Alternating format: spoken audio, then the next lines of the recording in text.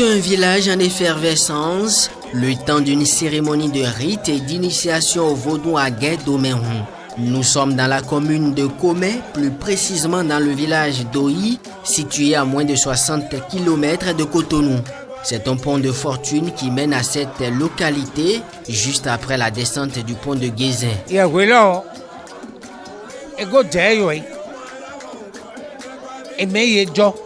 Le fétiche là, il est le géniteur de plusieurs enfants. Tu dois honorer ton fétiche géniteur par les sacrifices afférents. Aujourd'hui maintenant, ce sont ceux que le fétiche a engendrés que vous voyez. Nous sommes en train de procéder aux sacrifices et rituels requis.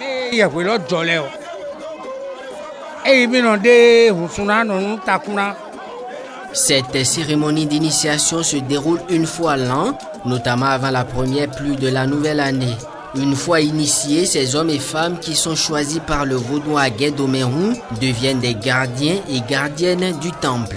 Ces adeptes que vous voyez ici présents sont nés de nouveau. N'importe qui n'est pas adepte du vaudou à Guet-Doméron. Moi-même qui suis ici, je ne suis pas adepte. Ceux qui sont adeptes, les hommes sont appelés Dongba et les femmes sont appelées Donsi. C'est une divinité qui est choisie au sein de la famille maternelle que paternelle. Outre cette initiation qui se fait une fois l'an, le vaudou à Guet-Doméron peut être consulté à tout moment de l'année.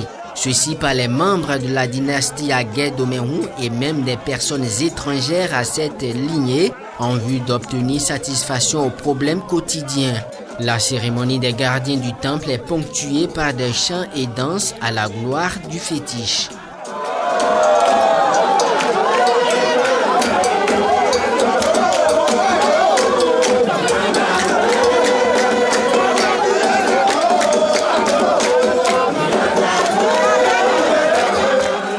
L'une des étapes cruciales de l'initiation des Dongba et Donsi est le passage du bain de purification.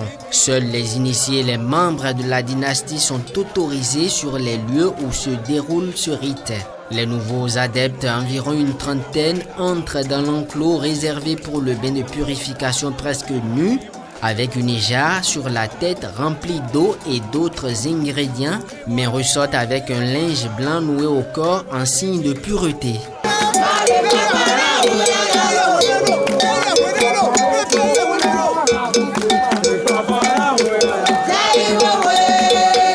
Pendant ce temps, les autres membres de la dynastie doivent attendre impatiemment le retour des nouveaux adeptes dans la grande maison. Ces derniers exigent d'ailleurs des présents avant le passage des heureux du jour pour la dernière étape de leur initiation qui aura duré plusieurs jours.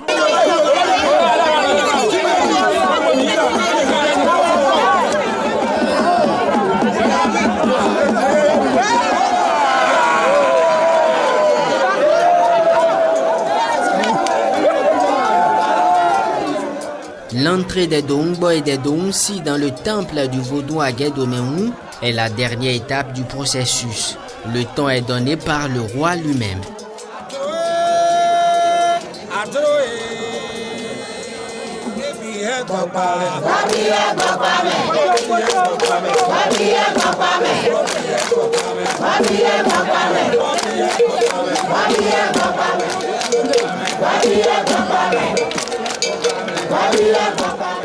Lorsque vous êtes autorisé à accéder dans l'antichambre du vaudou, il vous est fait obligation de rester torse nu quel que soit votre sexe.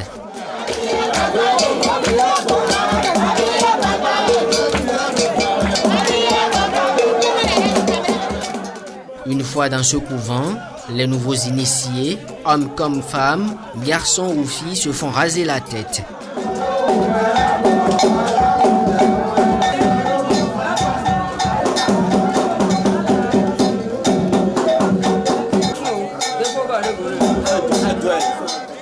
Les cheveux sont ainsi offerts à la divinité qui continue son rôle de protection à leur égard. Denise est l'une des organisatrices et femmes influentes de la dynastie. Les vaudous de notre lignée engendrent beaucoup d'entre nous.